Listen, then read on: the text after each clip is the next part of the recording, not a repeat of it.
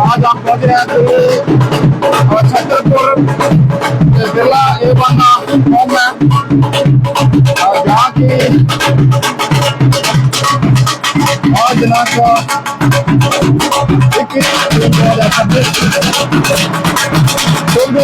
देखना हुआ और बहुत ही खूबसूरत की घड़ियाँ।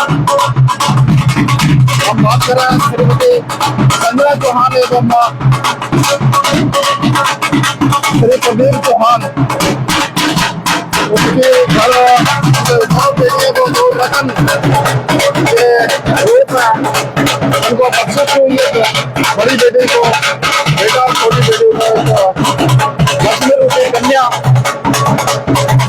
और ये एवं जो सुखन गिरी बाबा जी को झंडा अर्पण करने के लिए, इसको बुलाने के लिए यहाँ पे सभी नारों के साथ यहाँ पे पहुंचे हुए हैं। अगर मैं बात करूँ परिवार की, उनकी तीनों बेटियां, सॉरी दोनों बेटियां, श्रीमती बड़ी बेटी श्रीमती श्री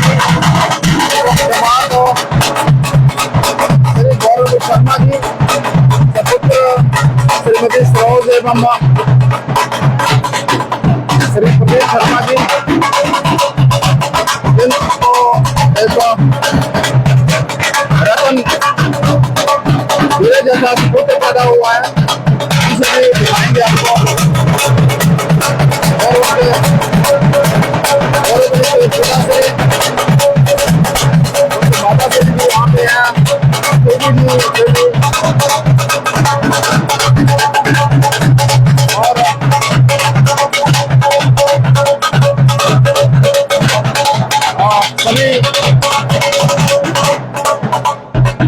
सभी जो गुजारिश रहेगी, सभी सोशल मीडिया को गुजारिश जुड़ा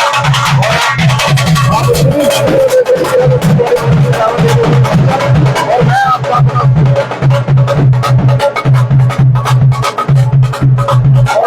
अपना सोशल मीडिया ये झंडा दे की रस्म आपको दिखाई जाएगी। और ये हम पहुंचे हैं छतरपुर श्री सिद्ध बाबा बालकनाथ जी के मंदिर में, जिनके जो संत हैं श्री रामेश्वरी देवी जी, उनके भी दर्शन कराएंगे, उनसे भी बात करवाएंगे। और चलते हैं। और ये ध्वज भगवा ध्वज आप देखें, हाथ में ध्यान दिए हुए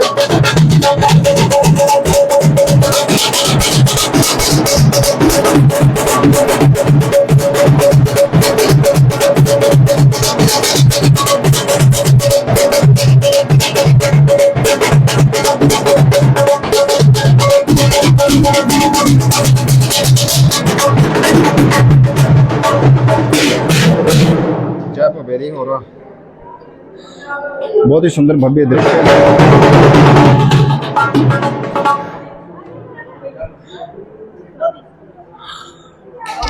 और दो रत्न के रूप में दोनों बेटियों, अगर बड़ी बेटी की बात करें श्रीमती शर्मा और पुत्र के साथ देख पा रहे हैं।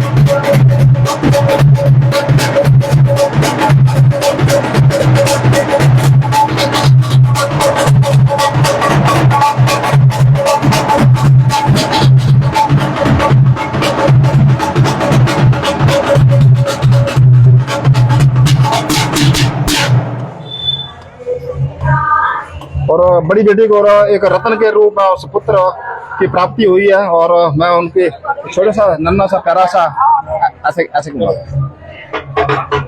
निर्भय ऑफ निबी और ये झंडे की रस्म पहुंचे हैं बाबा जी के और भगवत ध्वज हाथ में लिए हुए ये अर्पण किए जाएंगे बाबा जी के दर्शन पर बाबा जी के मंदिर में। उनकी सुखड़ आज संपूर्ण होने जा रही है। इसी संदर्भ में आप ये बाबा जी का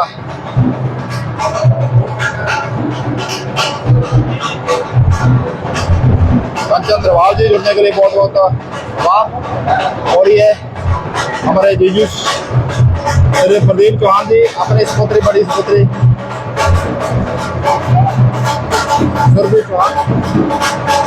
और ये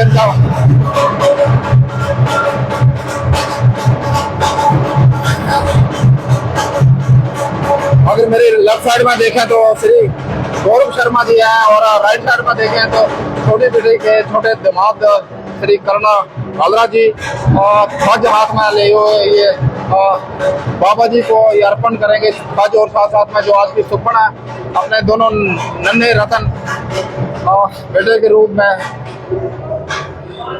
निर्भय और बेटी के रूप में इराया उफ इरू। तो दोनों बच्चे भी यहाँ पे हैं सभी संबंधी और साथ में ये बड़े कोडम श्री प्रदीप शर्मा जी साथ साथ में और ये बहुत ही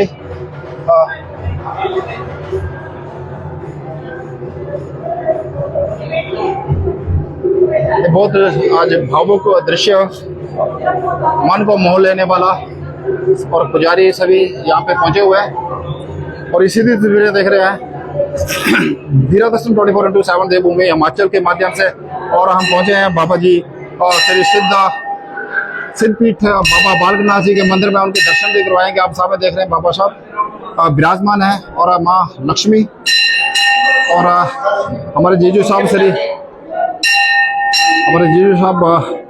अपने मंझले भाई जी के साथ श्री संदीप जी के साथ यहाँ पहुंचे हैं और ये बड़े दामाद और छोटे दामाद और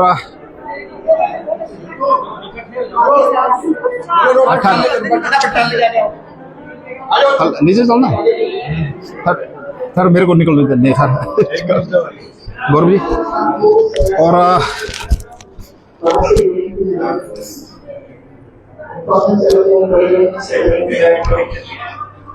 अपने अंतःकरण से जुड़े, लेकिन जब हम ग्रस्त में है समाज में जुड़े हुए हैं ये ध्वज दोनों छोटे दामाद जी श्री कालरा जी और बड़े दामाद अंतःकरण में जाना भी जरूरी है, श्री सौरभ शर्मा जी अंतःकरण से जुड़ना भी जरूरी है क्योंकि उसके बिना जीवन सार्थक नहीं हो सकता।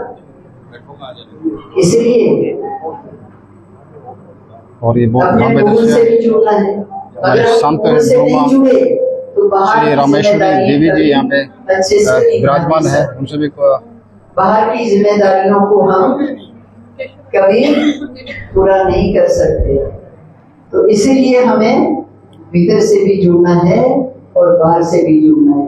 भीतर से जुड़ोगे तो बाहर की जिम्मेदारियां भी अच्छे से निभा सभी सम्मानित संगत यहाँ पे परेशान नहीं होंगे, बाबा जी कमजोर के नहीं शरण में। होंगे, भयभीत नहीं होंगे, अशांत नहीं होंगे, मन का रोग नहीं लगेगा।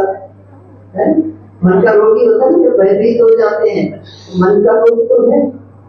तो आइए अभी हमारे प्रदीप जी और संजना जी और पीछे परिवार के तो नाम सबके पता नहीं है,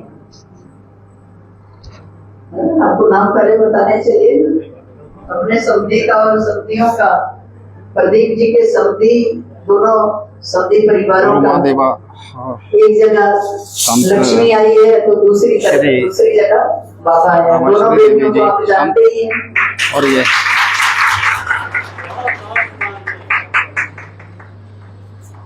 बहुत बहुत शुभकामनाएं, बहुत बहुत बधाइयां।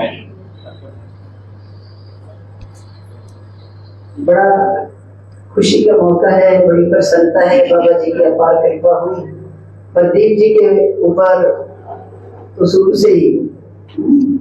बताऊं कि एक दिन तो प्रदीप जी जब मंदिर में आए थे तो बिल्कुल हाथ खड़े थे और पूरी तरह से प्रदीप जी और संजना जी दोनों जब आए तो ऐसा था कि कोई रास्ता नजर नहीं आ रहा है, जाए तो कहां जाए। उससे पहले संजना जी और प्रदीप जी का तो मुझे ध्यान नहीं है, संजना जी का ध्यान है कि वो रोते हुए आई थी और छोटे दिमाग कर्णपाल जी, बड़े दिमाग से संतान की प्राप्ति के लिए, संतति की प्राप्ति के लिए सभी परिवार। तो जब संजना जी आई तो रोते हुए, मुझे याद है अभी भी, मैं यही बैठी थी तो रोते हुए ये तो उन्होंने बताया कि मेरे ऊपर ऐसी कृपा करो कि एक संतान, दो बेटियां हैं, एक बेटा मैं और चाहती हूँ। पर जब भी ऐसी कृपा भगवान की होती है तो कोई ना कोई नुकसान हो जाता है, लॉस हो जाता है। पुत्र की जो संपत्ति है वो हमारे हाथ में नहीं आती। मुझे नहीं पता हमारे नसीब में है कि नहीं है, बस बाबा तेरी शरण में आई हूँ, उसके ऊपर कृपा कर दे, मेरे ऊपर कृपा कर दे। तो बाबा जी की ऐसी कृपा हुई कि बेटा आंसू, क्या नाम है उसका, वासु जी, अभी भी वो ऑरेंज कपड़ा लगा के खड़ा है, पटका बांध कर खड़ा है। तो छोटा रूप आपने देखा ही होगा, बाबा जी की तरह वही कॉपी, वो जटाएं और वही रूप और वही उसका चलना फिरना सब। तो ऐसे लगता था कि बाबा जी साक्षात प्रदीप जी के पास और संजना जी के पास बाबा जी ही साक्षात आए। संजना जी जुड़े, प्रदीप जी जुड़े, बड़ी सेवा की, धीरे धीरे बच्चे बड़े हुए और ये दोनों बेटियां ऐसी जुड़ी, बड़ी कृपा है, अनुभूति होती है। ऐसे मत सोचना कि ऐसी अद्भुत कृपा है। ये जो बेटी है, जो देवी है हमारी, क्या नाम है, अदिति, सुरभि और अदिति, अदिति और सुरभि का पता है, अदिति का नाम नहीं याद आ रहा है। ये सुरभि और ये अदिति जी को भी ईश्वरीय अनुभूतियां हुई कि नहीं हुई? कभी ऐसे उठ के आ जाते थे कि मेरे को कुछ कुछ हो रहा है, कुछ क्या हो रहा है बता तो। सुबह भी यही चर्चा हो रही है कि कुछ कुछ क्या होता है। जैसे कोई किसी को खुदगली बड़ी होती है, थोड़ा सा आंख लगाओ तो बस छटपटा जाते हैं। लेकिन जो उससे जो वाइब्रेशन कह लो या कुछ कुछ शरीर में होता है, ऐसे ही जिसको ईश्वरीय अनुभूति होती है। थोड़ा सा समझा देती हूँ, बात बड़ी गहरी बात है, गौर से सुनना सब। ऐसे ही हृदय में बुद्धि होती है, माने हृदय में कुछ कुछ होता है जिसको ईश्वरीय अनुभूति होती है। तो ऐसे इसको कुछ पता नहीं चलता था, छत पर डालते हुए आती थी, माँ कभी लेकर आ रही है, कभी पिता लेकर आ रहे हैं, कभी दोनों लेकर आ रहे हैं, कि क्या हो गया इसको, क्या हो गया। ईश्वरीय अनुभव, कुछ दुष्प्रभाव, कुछ नजर टोक, ये तो सबको हो ही जाता है। दुष्प्रभाव माने निम्न कोटि की शक्तियों का प्रभाव। जहाँ देखता है वहाँ दैत्य भी है, तो सब हो जाता है। नजर टोक भी इनको बड़ी जल्दी लगती थी देवियों को, भागते हुए मंदिर में आकर बाबा जी की ऐसी कृपा होती थी कि तुरंत ठीक हो जाती। और सुरभि का तो आपको बताइए कि वो झूम जाते थे, दोनों ही झूमते थे, लेकिन ये ज्यादा झूमते थे। भजन बोलती है, कौन सा है वो, आज भी सुनाते हैं, कौन सा है, तेरे आवा तार के पास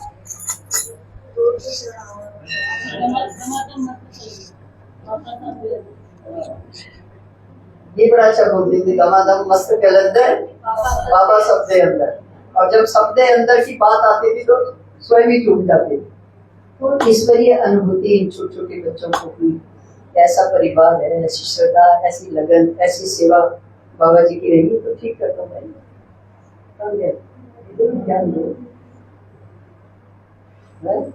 और जो समझी लोग हैं उनके, जैसे मैं भी हमने चर्चा सुनी है कि सब बहुत श्रद्धालु हैं, ईश्वर से जुड़े हुए हैं। और भाई जो माइका सज्जना के जो माइका परिवार है, जो भाई है, तो सामने वीडियो ही बना रहे हैं, ये भी बहुत श्रद्धालु है। बहुत ईश्वर की कृपा है जो बाबा जी के साथ पूरी लगन के साथ जुड़े हुए हैं। इनके यहाँ भी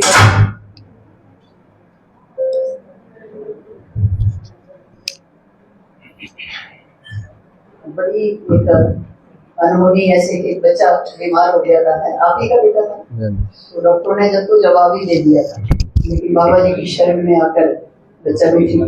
बहुत सारी अनुभूति हैं, बहुत सारे अनुभव हैं, बहुत कुछ बाबा जी की कृपा से मिला। तो आज बाबा जी का शुक्राना करते हैं, बाबा जी को बधाई लेकर ये बच्चों की जो खुशी, बाबा जी की जो कृपा हुई उसकी बधाई लेकर आए हैं। या तो बधाई तो चलो बाद में एक साथ ही बोल देंगे, लेकिन शुक्राना बाबा जी का करो।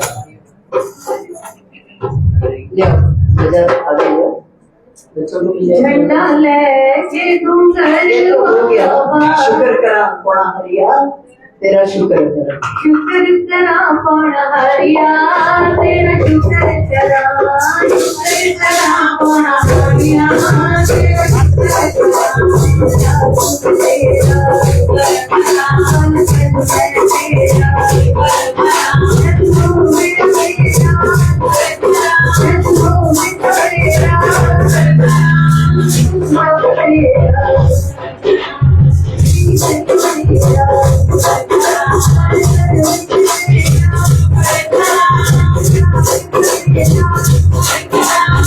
इतना हुआ सेल्फी है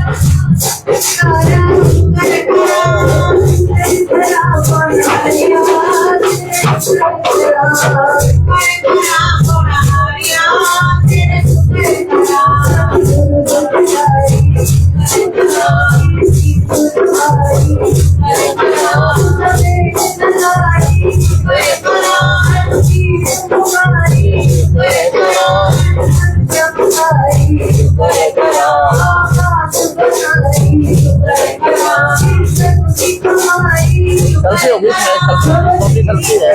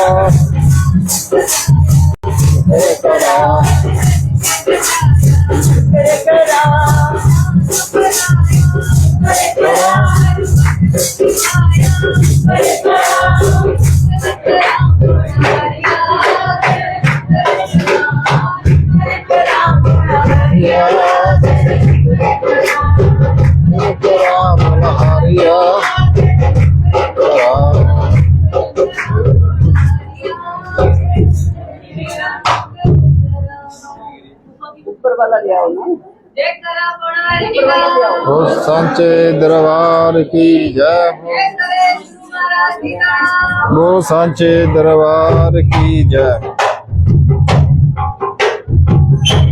लंगर भोग लग रहा है, लंगर का भोग लग रहा है।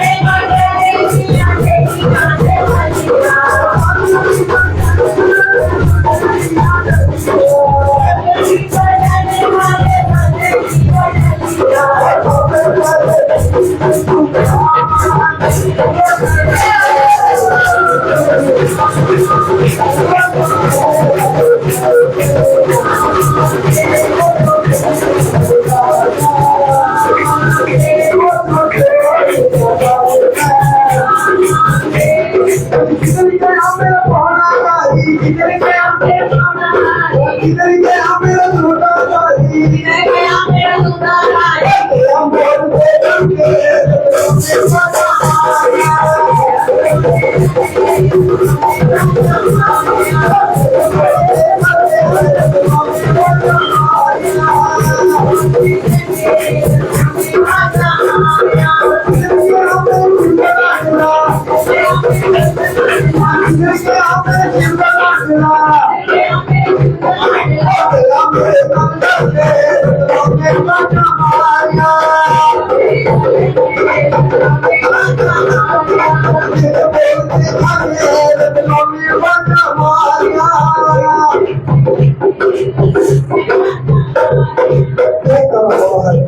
बोल साचे सारे मिलकर लगा दो दिखा बहुत सच्चे दरबार की दोनों हाथ ऊपर उठाकर हाथी लगा दिया बहुत सच्चे दरबार की सच्चे दरबार की सच्चे दरबार की सीताराम पुणा हरिदास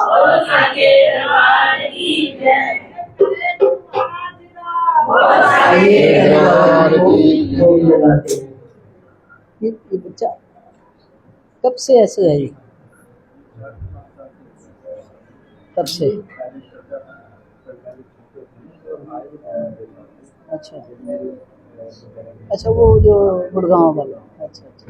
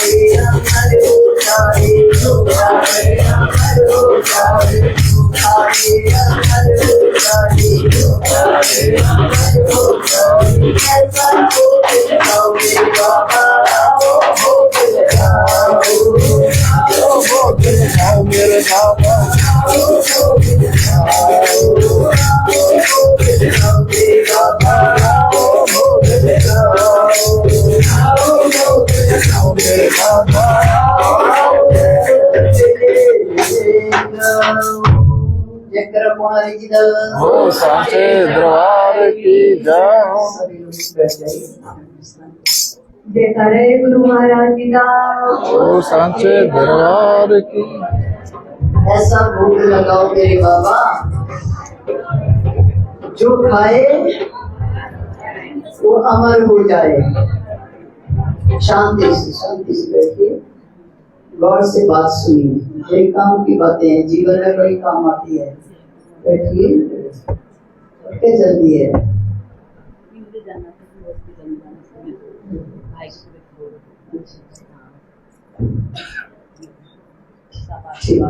बिल्कुल अच्छी बात।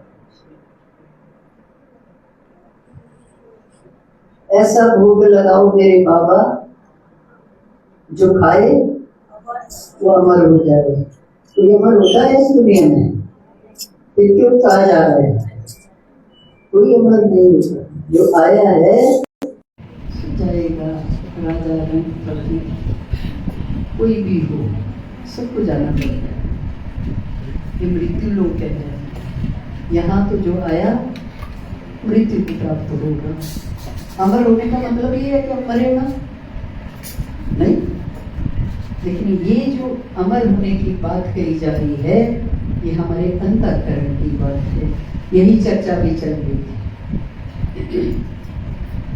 ये अंतःकरण की बात है। हमारा जो मूल स्वरूप है, हमारा जो सूक्ष्म स्वरूप है, हमारा जो आत्म स्वरूप है वो कभी मरता नहीं है, अमर हो गया है, वो अमर है। लेकिन जो बाह्य शरीर है उसके लिए उसकी कृपा चाहिए। चाहे अपने भीतर के परमात्मा की कह लो, चाहे मंदिर में मूर्ति में बैठे परमात्मा की कह लो, उसकी कृपा के बिना हमें समझ नहीं आती कि मनुष्य शरीर किस लिए मिला है। इस मनुष्य शरीर को पाकर हमें क्या करना चाहिए, ये मनुष्य शरीर सार्थक कैसे होगा, मनुष्य शरीर शांति से कैसे हम इस जीवन को जिए। अब एक रूप हमारा अमर है और एक शरीर हमारा अमर है और एक शरीर मृत्यु को प्राप्त होता है। जैसे कि 3 तरह के शरीर हमारे भीतर है, सूक्ष्म शरीर है, स्थूल शरीर है, सूक्ष्म शरीर है, कारण शरीर है। स्थूल शरीर मरता है, उसके लिए कहा गया है कि हमें अपने सूक्ष्म शरीर से जुड़ना है, कारण शरीर से जुड़ना है। और जब हम अपने आप से जुड़ते हैं, अपने भीतर बैठे परमात्मा से जुड़ते हैं, तो जीवन हमारा सार्थक होता है, माने शांति पूर्वक हम जी पाएंगे। कई तरह के क्लेश है इस जीवन में, जीवन बहुत जटिल है, बहुत जटिल है, सहज नहीं है। कई तरह के क्लेश है, कई तरह के दुख है, कई तरह के भय इस जीवन में। कितने उतराव चढ़ाव हमारे जीवन में आते हैं, लेकिन हम है कि मनमाने ढंग से चले जा रहे हैं, भयभीत है, दुखी है। उस दुख का निवारण कैसे हो, मन भयभीत है तो उस भय से हम कैसे बाहर निकल कर आए, ये नहीं जानते। उसके लिए उसकी कृपा की, तो ऐसा भोग लगा कि तेरा भोग लगा हुआ तेरे जूठन को भगवान हम खाए, हमारा भय दूर हो जाए, मन की अशांति दूर हो जाए, मन के रोग दूर हो जाए, परिवार की कलेश दूर हो जाए। भाई मन खराब होगा तभी तो कलेश होगा, मन अच्छा होगा तो क्यों कोई कलेश करेगा। जिसका मन प्रसन्न है वो मस्त रहता है, वो अपने आराध्य के साथ जुड़ा रहता है। जिसका मन बीमार होगा, बीमार आदमी कभी शांति से रह सकता है, तो कोई ना कोई कलेश। अभी भी कोई आए थे भक्त के पिताजी बीमार हैं और बहुत क्लेश कर रहे हैं, बहुत बीमार हैं, बहुत कष्ट में है, हड्डी निकल गई है, नसें दिख रही है। अब इतने परेशान हो गए हैं कि परिवार के सब लोगों को गालियां दे रही हैं, अनाप शनाप जो मुख में आ रहा है वो बोल रहे हैं, माने शरीर रोगी हो गया। अब शरीर का रोग हो तो उसको तो फिर भी झेला जा सकता है, सहा जा सकता है, इलाज हो सकता है, लेकिन मन के रोग का क्या इलाज है, कोई बता सकता है? मन के रोग का इलाज किसी को कुछ पता है? भगवान का सुने, तालियां बजाएं बढ़िया जवाब है। एक बात हमारे मन में पक्की हो जानी चाहिए कि अगर हम अपने मन को स्वस्थ रखना चाहते हैं तो मन तो मंत्र से ही ठीक हो सकता है, भगवान के नाम से ही ठीक हो सकता है। तो भगवान का नाम जपते जाए, अपने धर्म के साथ जुड़े। और धर्म क्या है? सनातन धर्म। हम सब सनातनी हैं, हम सब हिंदू हैं। हमें जन्म लेने के बाद धर्म को अपनाना नहीं पड़ता है। हम सनातनी परिवार में जन्म लेते हैं, सनातनी हो जाते हैं। जन्म से ही सनातनी, जन्म जन्मांतरों से सनातनी, जन्म जन्मांतरों से हिंदू है। लेकिन सनातन धर्म में वैदिक विधि है। हमारे जो वेद कहते हैं कि हमें कैसे जीवन यापन करना चाहिए, हमें कौन चीजों में ध्यान देना चाहिए। मन का रोग कैसे लगता है, ये मैं थोड़ा सा आपको प्रकाश डाल दूं कि जब हम मनमाने ढंग से चलते हैं तो मन रोगी हो जाता है, क्योंकि उसको जो ऊर्जा चाहिए, जो एनर्जी चाहिए, वहां हम जुड़ नहीं पाते और वो धीरे धीरे कमजोर हो जाता है, रोगी हो जाता है। और जब वो रोगी हो जाता है तो उसका वही हाल होता है जैसे मैंने अभी आपको सुनाया कि शरीर रोगी हो गया तो परेशान है तो कुछ भी बोल दे। ऐसा ही हमारा मन जब रोगी हो जाता है, कई जगह तो हमने ये देखा है कि शरीर स्वस्थ है लेकिन मन रोगी है, दिमाग ठीक है, मन बीमार है। मन बीमार के कारण वो ऐसी बातें करते हैं, अनाप शनाप। कई लोग कह भी देते हैं तो पागल हैं, छोड़ दो ना, इनके साथ मुख मत लगाओ।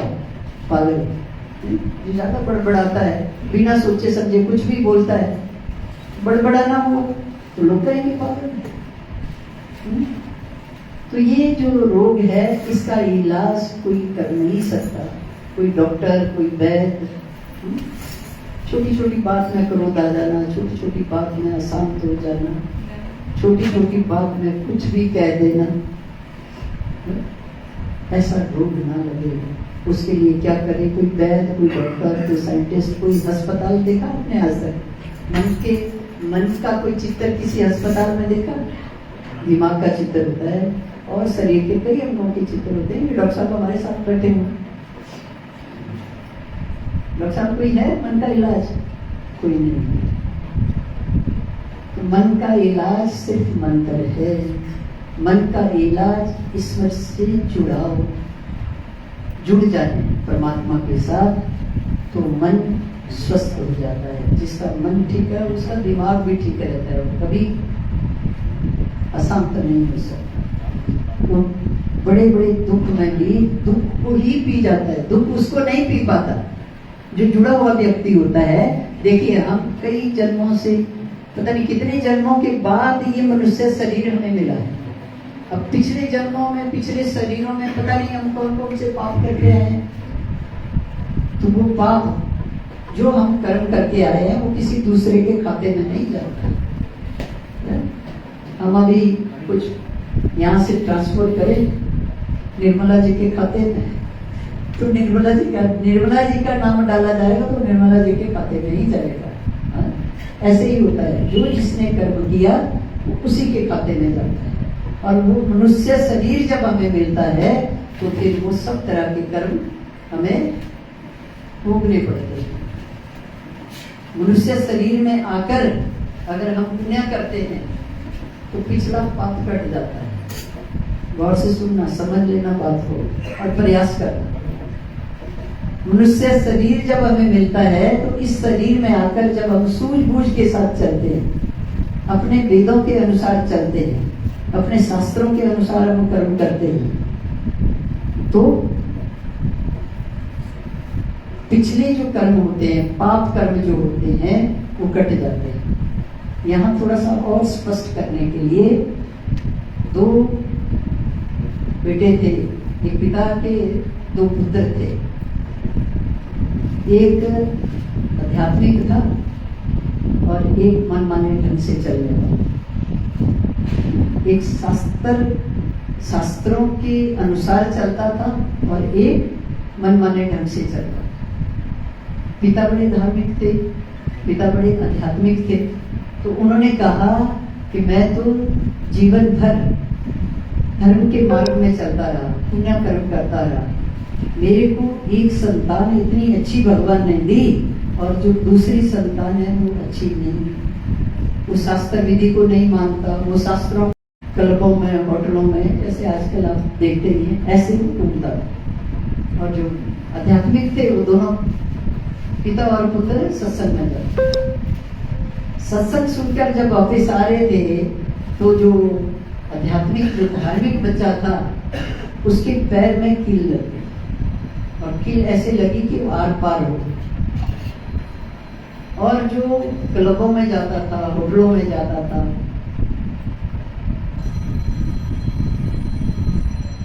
पाप कर्म करता था, वो आ रहा था वापिस तो उसको सोने की मिल गई।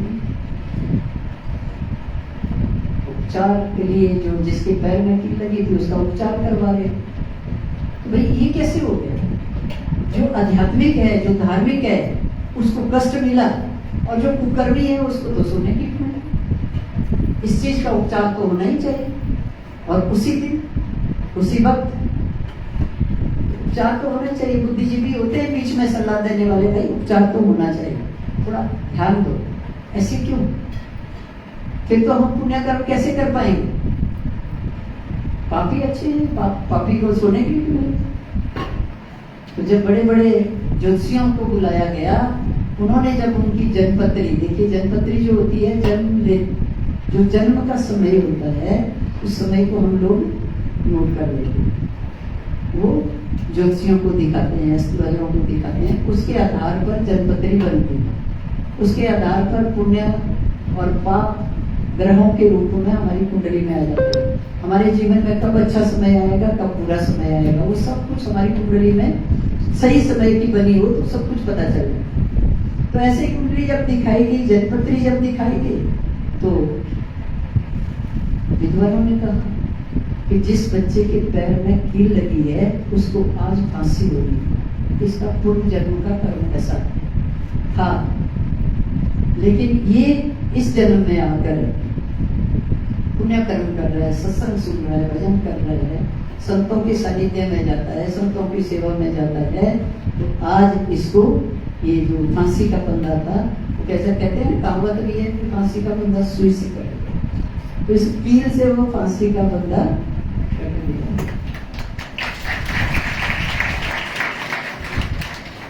और जो पाप कर्म करने वाला था उसकी जन्मपत्री जब देखी तो कहा गया इसकी पूर्व जन्म के कर्म इतने अच्छे थे कि आज इसको बहुत बड़ा राज्य मिलता। लेकिन इस जन्म में आकर ये पाप कर रहा है, उसके कारण इसके जो पिछले पुण्य है वो क्षीण हो गए और जो राज्य मिलना था उससे ये वंचित हो गया, और जो थोड़ा बहुत पुण्य इसके पास बचा हुआ था उसके कारण इसको ये सोने की ये है पाप और पुण्य। अब हमारे यहाँ वैदिक विधि कम तो नहीं, शास्त्र विधि कोई कम नहीं। जब रक्षा करेंगे, गौ हत्या बंद करने के लिए अपनी आवाज बुलंद करेंगे, हम एक होकर एकता का परिचय देंगे, सरकार को वादा कर देंगे कि गौ हत्या बंद करें, गौ माता को राष्ट्र माता का सम्मान दें। गौ माता, गौ माता, गौ माता, गाय हमारी जन्म जन्म का, गाय हमारी देश धर्म का।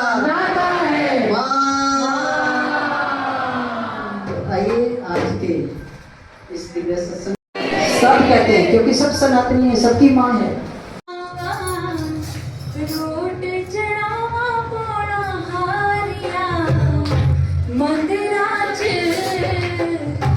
हाराच जोगी जी तेरी कृपा दे अंदर है सोना तेरा मंदिर, जय हो जोगी जी तेरी कृपा दे अंदर, जय हो सोना तेरा मंदिर, जय हो जोगी जी तेरी कृपा दे अंदर,